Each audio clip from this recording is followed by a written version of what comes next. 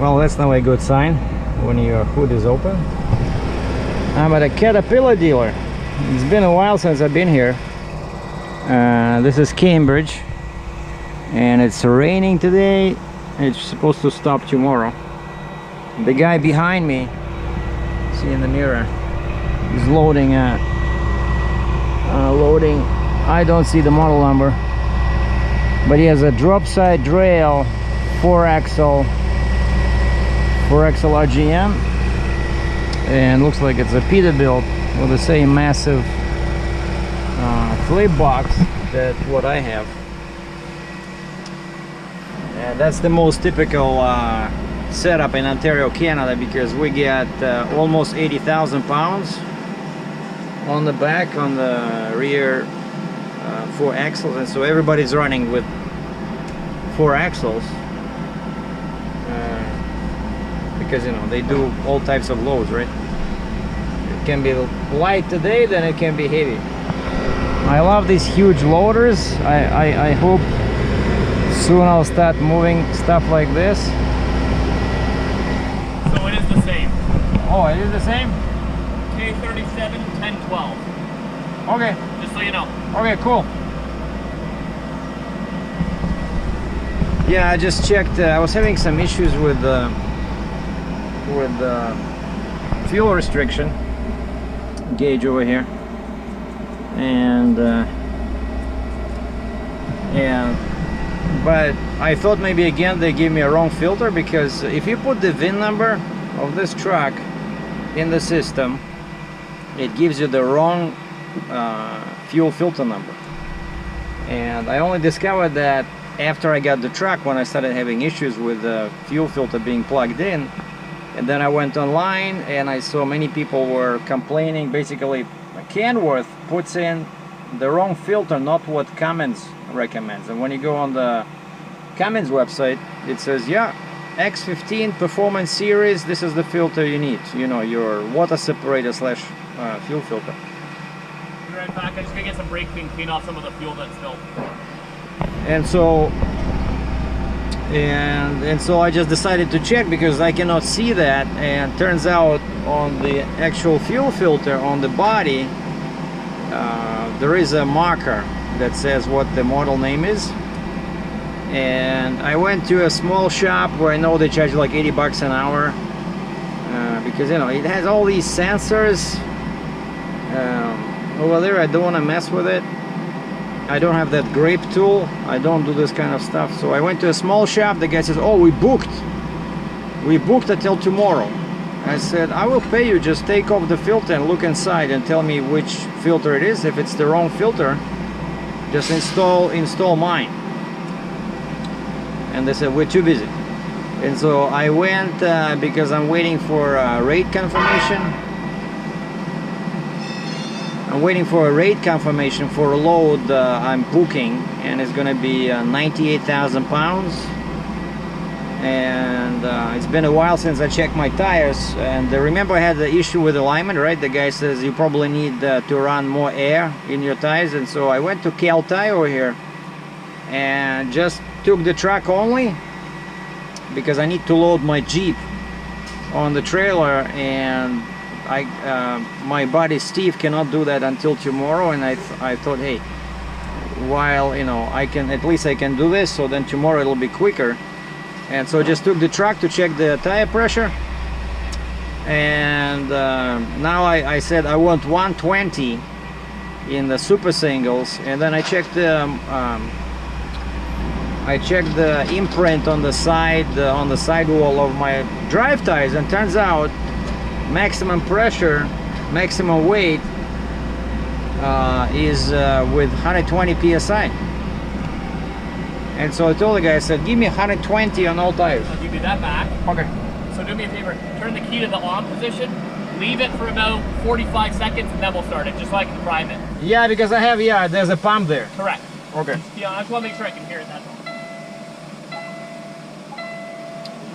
And so I checked the pressure, and all the air pressure, you would be laughing, but I heard the guy. First of all, the guy recommended I install those caps that you can check the pressure. You can check the pressure right through the cap. You can check the pressure right through the cap. And so yeah, they gave me these caps. I did like, I don't know, $1, $2. So now all my tires have that special cap where it's very easy to. Should be good to try and turn it now. Okay.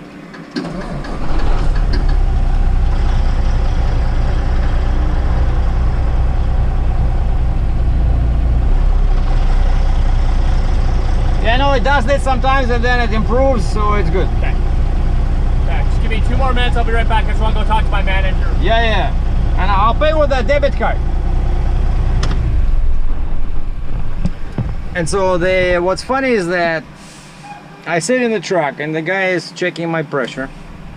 And I said, I want 120 on each tire. And he says, your drive tire is also good for 120. And then he looked at the sidewall. He says, oh yeah, it's a 16 ply tire. And it's 11R24.5, and I checked, it says 120 PSI is maximum cold pressure. And the next thing I hear that, you know, sound of air escaping. I see he's letting the air out of the rear axle, then drive axle 1. I went out of curiosity. I said, what's going on? What, they all overinflated? And he says, all your tires are at 135 PSI. 135 PSI.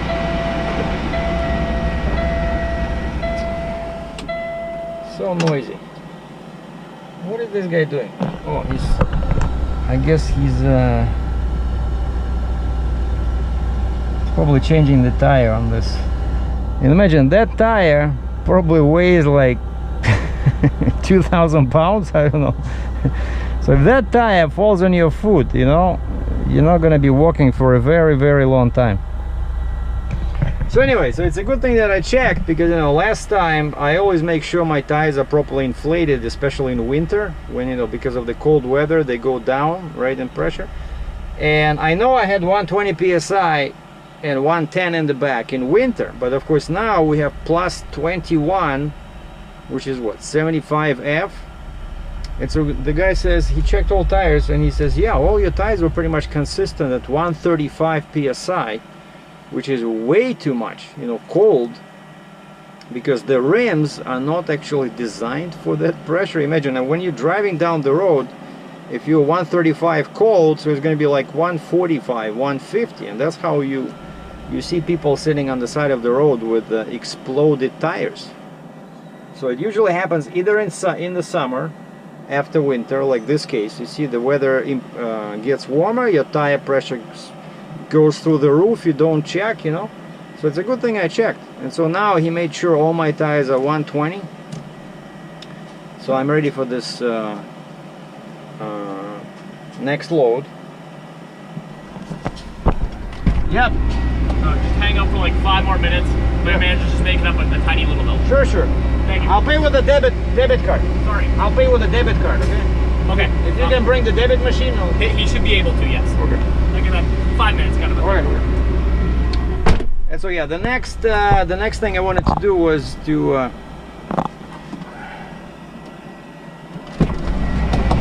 it's on the other side. On the other side. Yeah, there's a stopper there. See, the guy tried to close the hood, but you have to pull that thing on the right. All right, cool. And so yeah, the next thing I wanted to do was to make sure I have the proper filter. I've been wanting to do it for a while, and so like I said, I went to a small shop. The small shop was too busy, and this Caterpillar shop, so they have 2 buildings over here.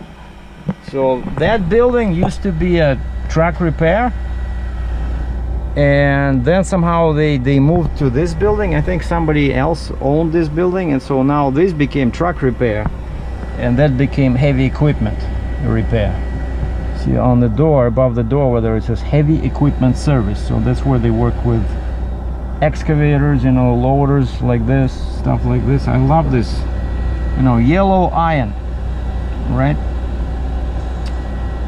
And by the way, that's in all times, that's like one of the one of the better jobs that they always look for these people. They always look for heavy equipment mechanics, because truck mechanic, of course, it's better, it's more qualified than a car mechanic. There's a shortage of truck mechanics, but then beyond that there's a shortage of heavy equipment mechanic. Okay, the guy is coming with my bill. All right, so that's done. So they only charged me for 15 minutes labor, 45 bucks after tax, which is very fair.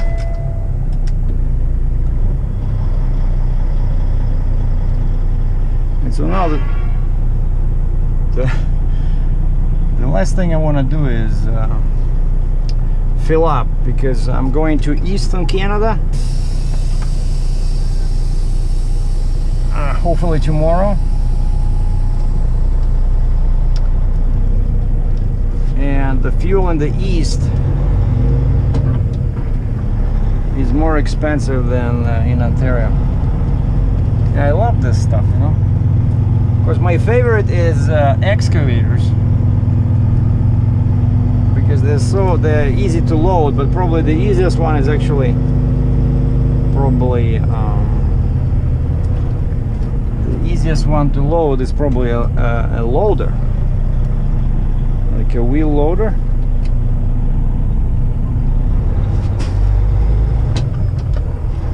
So this is an industrial area of Cambridge. There's a John Deere dealership over there.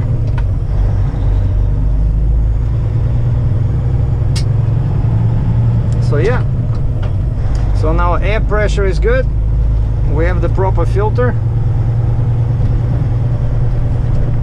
and my mileage is 198,531 kilometers, and the last time I changed oil and I did grease was at 190,000 kilometers. And then we have international dealer. That was my second choice. I thought if the cat is too busy, I would ask these guys, but they always, I've been there, I stopped by that shop maybe 3-4 times, just, you know, situation like this where you need like a quick job. They never were able to put me in the shop. And here we have a couple of hotels. And actually, the last video I did sitting here, and that DOT cop was under that tree, or carrier enforcement rather.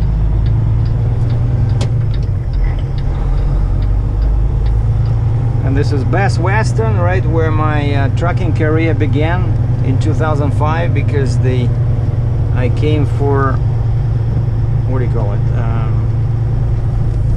You know, I came for training with a Challenger, and because I was from Woodstock or Ontario, I mean Toronto, so they paid for the hotel. I think I stayed here at this Best Western for like almost a week, until I found an apartment. Well, I found a room in a house. Now there's always over here, you see, you have like an open center, right? And I actually need to go to the freeway, and right there there's an entrance, there's a ramp for the freeway. But of course, if it was that easy, you know, the government always tries to make your life more difficult, right? And so there's a sign here on my right, says no left turn. So but sometimes I see guys, of course not in a truck, but you see guys in a car, which of course is fast, and so sometimes there's a gap, and you know, like there's no traffic from the right, no traffic from the left. So especially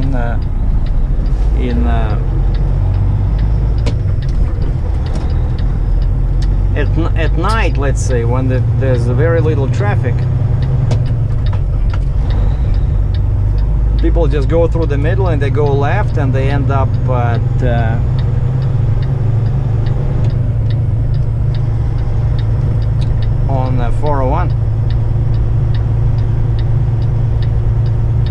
I cannot do that. Like normally you would turn around here, right? But I cannot do that from this lane because there'll definitely be vehicles in here. But yeah, I'm gonna go to one of the small gas stations. Like there's a Canadian Tire gas station. I see diesel is 81.6 cents per liter Canadian. And this Petro-Canada now is under construction, but before one of the pumps was also they had a diesel, but it's a bit difficult to get in.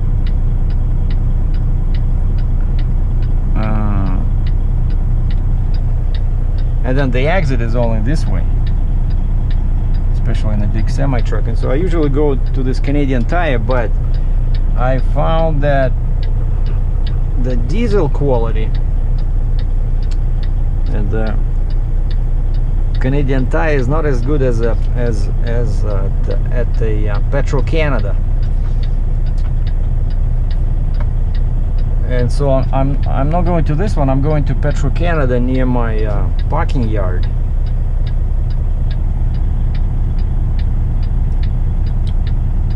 And I think over there is going to be the same, if not better. So 81.6 Canadian cents per 1 liter.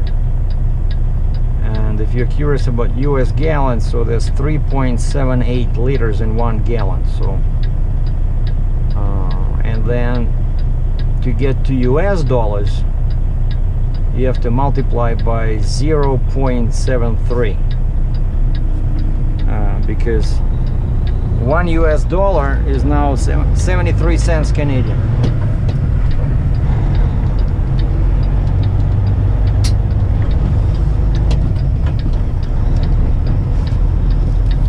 And my truck looks a bit weird right now because I got my neck on the back. So a lot of people are confused. They don't know what it is. What kind of a vehicle is this?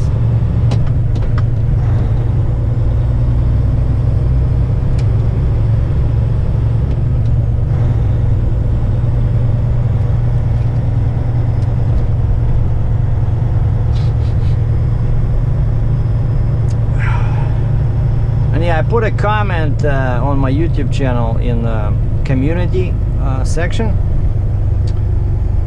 So basically, if it gets approved, like I did all my part, we signed the agreement, but they said they were still entering the load information into the computer, and that was yesterday. So they said I should get my rate con sometime today. And it's a pretty long deadhead to a place in eastern Canada, but gonna make for some picturesque view from through the windshield. Oh, check this out! I didn't even see it. They're building something here. A huge warehouse. Spec Construction. No, Spec Construction. That's probably the contractor that does this.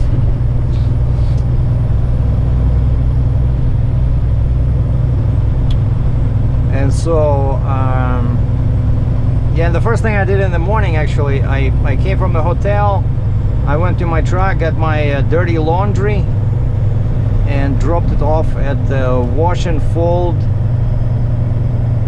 service I'm using. So it's gonna be clean tomorrow morning, which is perfect. And today we're just doing this stuff with the truck, right? So the tire pressure is checked, the fuel filter is checked. So now we're gonna fill up 1 tank.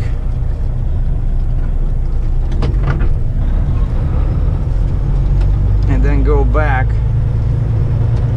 and park the truck. And wait for the rate confirmation.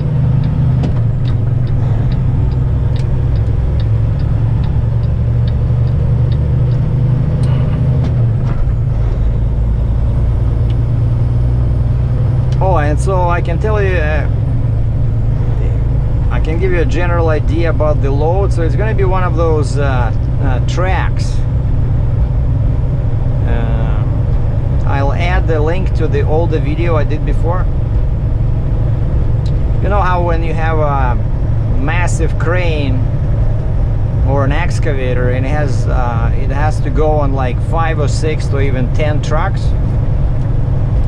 right? Because it's so heavy, and so one track can weigh anywhere from, I don't know, 20,000 pounds to 100,000 pounds, right? And so that's what I'm gonna be moving if everything is good and they send me the rate con. So I'm gonna be moving a humongous track about 39 feet long, 6 feet wide, 6 feet tall, and it weighs 98,000 pounds. 98.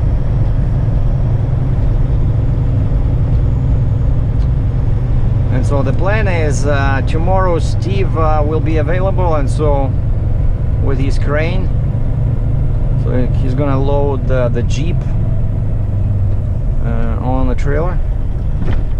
The Jeep weighs 7,800 pounds.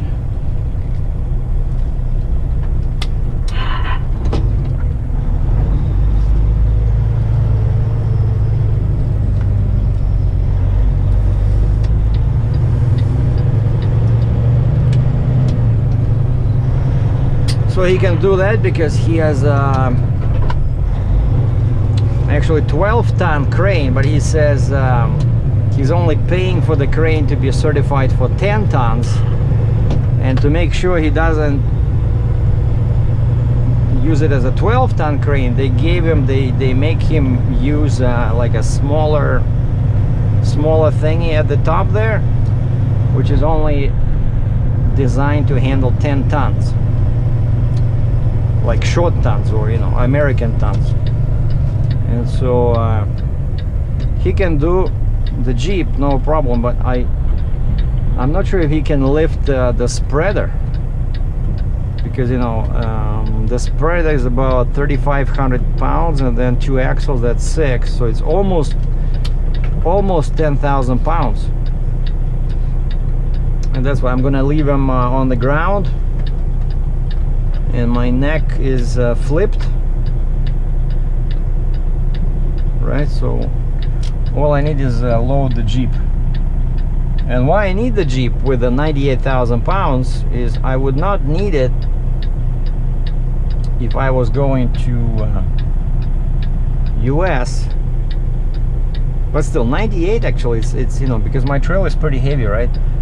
On the previous 55-ton actually it would be easier to do it, but with the 60-ton 98 is pretty close to the limit.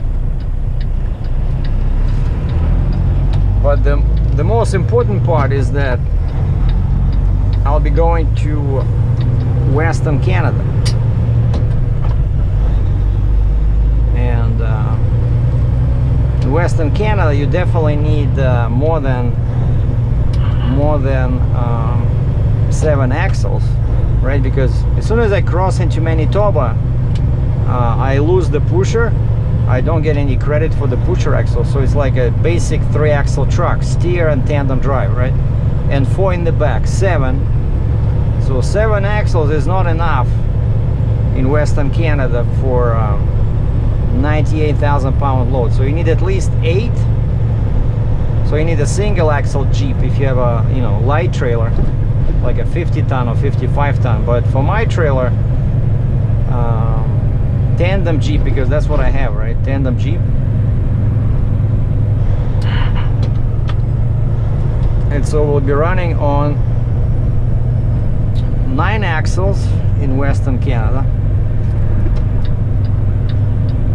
Boy, plus Quebec, right? Quebec only gives me 49,000 pounds on the pusher and the drives. Like, they do recognize the pusher, but it's severely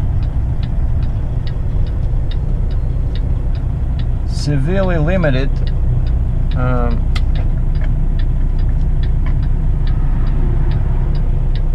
Son of a... There's only one diesel pump, and there's this guy parked there. And I don't want to mess with my passenger side.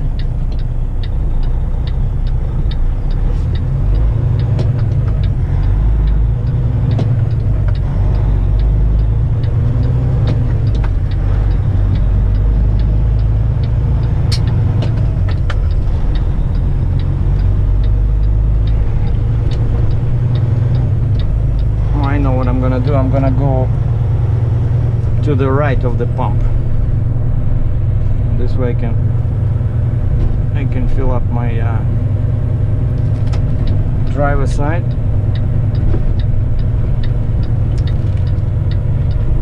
And I have to go like this because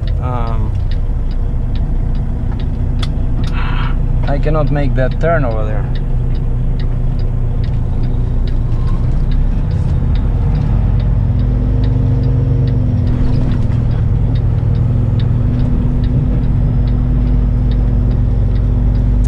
We got such a nice Indian restaurant over here.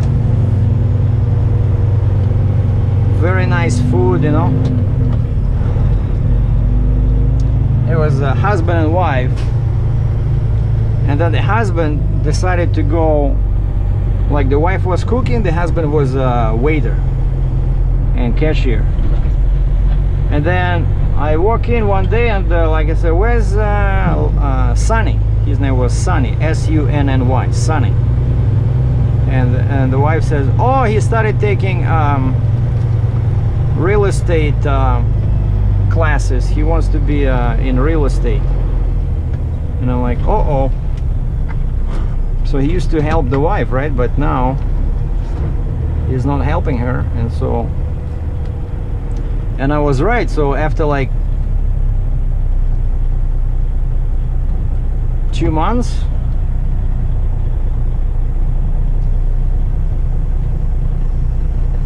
after 2 or 3 months,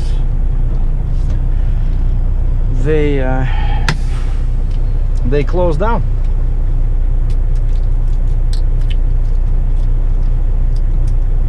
You see, normally I go to that one. I go to that one. I just turn around like this. But the my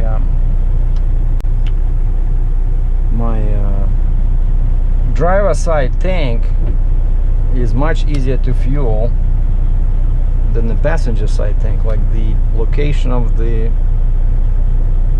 cap is right at the top here, and it's on the side over there. So I don't like, and I have 50% of fuel. So secondary tank, primary tank. So I'm guessing it'll take, I know when I'm fully empty, it can take 100 US gallons, which is 380 liters, 378. So it'll probably take, I'm guessing half of that, so 200 liters. But the way this thing works is that they have a camera at the top, pretty much above every pump, and so they can see your plate. And they told me that if they can see your plate, you don't have to prepay. You know, you just pull up and you can pay at the pump. But it never works in my case because I buy so much fuel. When I try to pay at the pump, it doesn't work, so I always have to go inside. And I hate when I have to prepay because I have to guess, you know, how much. And sometimes it's difficult to guess. Like now, for example, right, I was at 50%. So can I do 200 liters, or can I do maybe 220, 230, 240?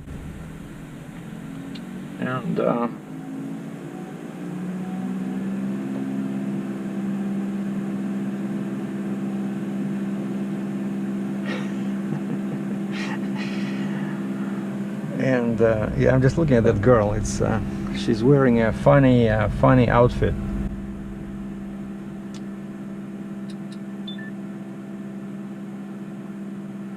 But I think she's paying at the pump. All right, done. So now we can go in there. and hopefully they can see my plate and I don't have to go inside.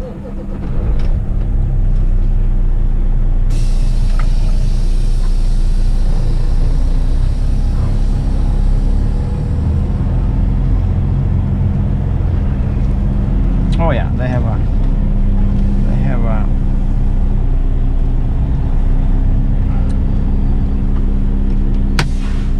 what do you call it? They have a camera right there.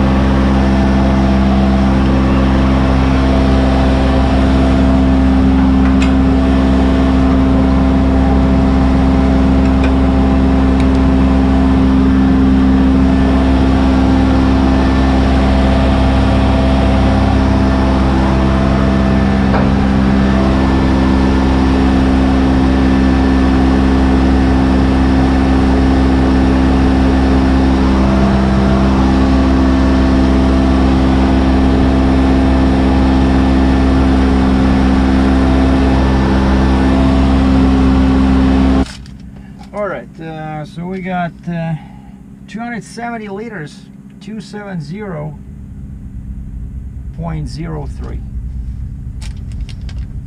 So now I'm gonna write down that in my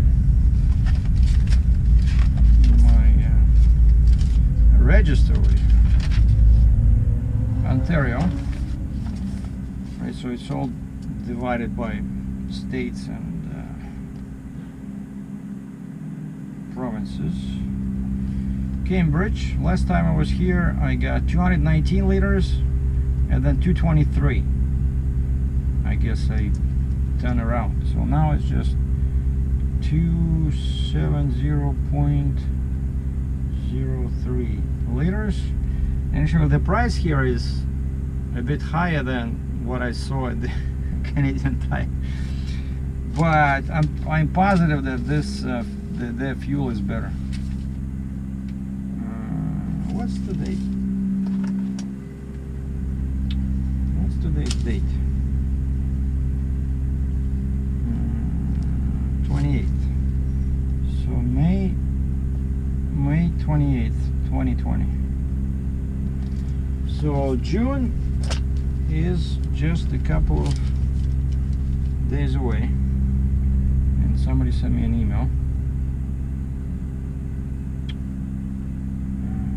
No, just a couple of load offers.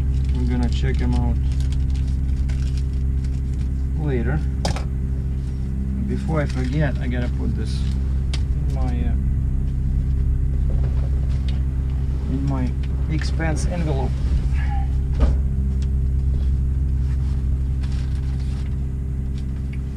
Let's see, May 2020. That's where all my receipts go.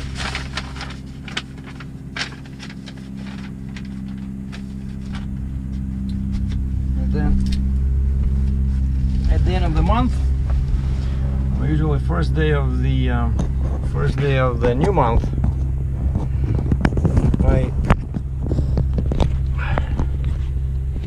I add all the expenses, categorize them.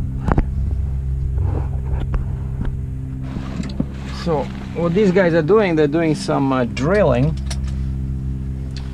and that huge machine, the huge truck that was sitting here, it said on the side, it said hydro drilling.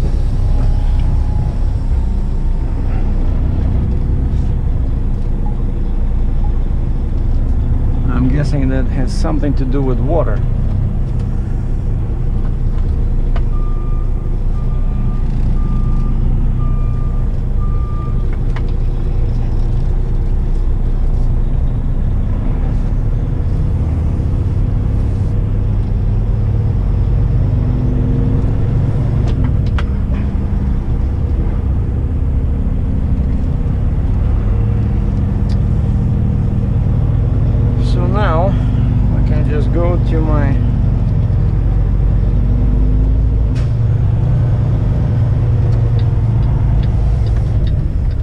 my yard, park the truck, jump into my car, and go for lunch.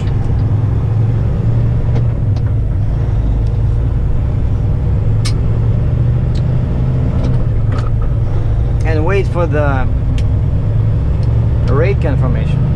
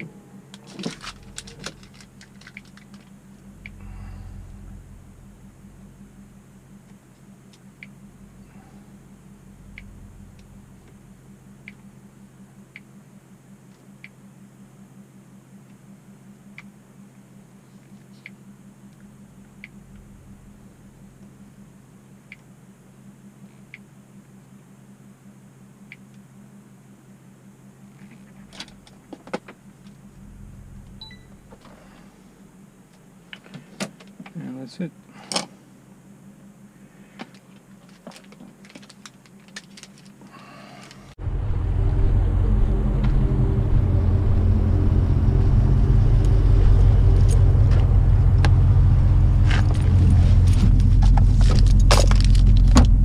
That's my snack I had this morning. I like this one. They're a bit pricey, but they are worth it.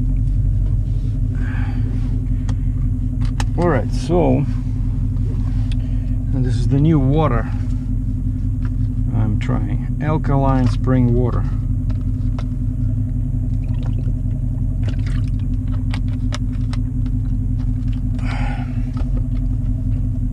Okay, I got my phone, I got the camera, I got cables to transfer the footage to my computer, and I got my modem. I think we should be good.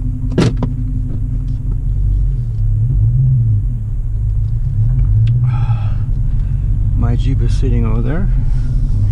See, that's the spot now. I'm renting the spot from the crane guy.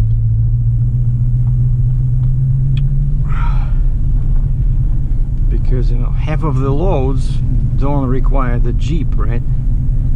And so if I leave it in my spot, it's always too much shunting, you know, to move it in and out.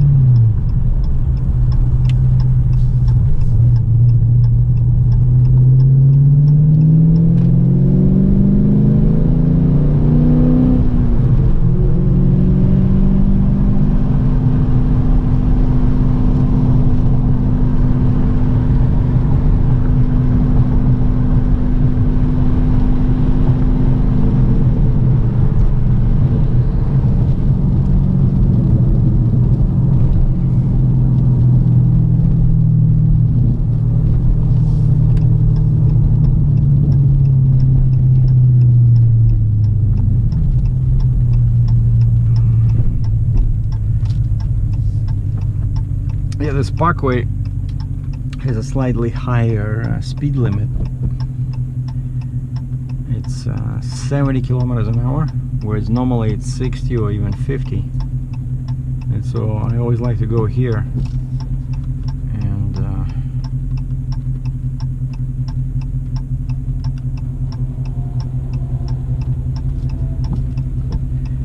so it gets you faster to the shopping areas.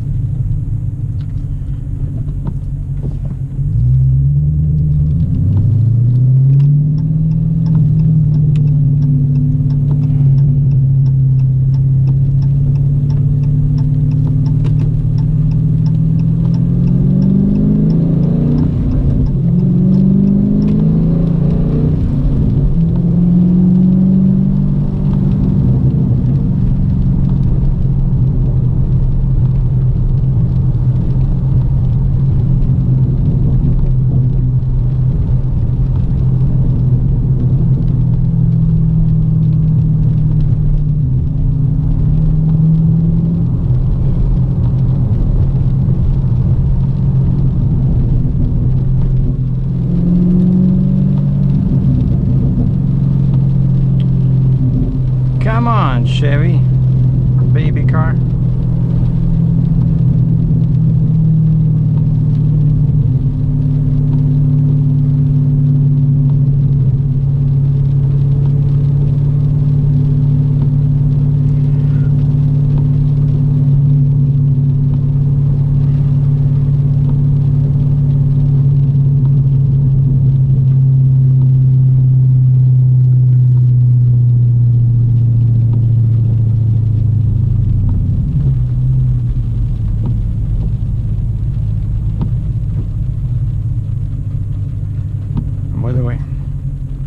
The truck in the front has a Ford logo, but on the tailgate it says a Ranger. You guys saw this one? Ford Ranger, which they killed back in what, 2017, I think, 2016. I wanted to buy one, but back then they had this old design. It was like old 4-liter V6 engine with pretty bad fuel economy, and then they kept making them like in a new design like that, but only in Australia. And like back then, if you go to like Ford.au, Australian website of the Ford company, they would show Ford Ranger, and like the front looks like a Toyota.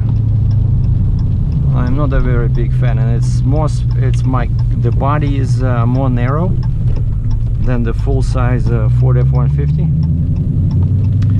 And then eventually, I think this year, or was it last year? I think 2019. I think, yeah, 2019, they brought the Ranger to US and Canada. So, but you still don't see too many of them. All right, and here we have a Royal Indian Buffet and Suites, which is open for takeout and delivery. So I'm gonna go get some, I don't know, mixed veggies and maybe chicken curry, and eat in my car. Thanks for watching.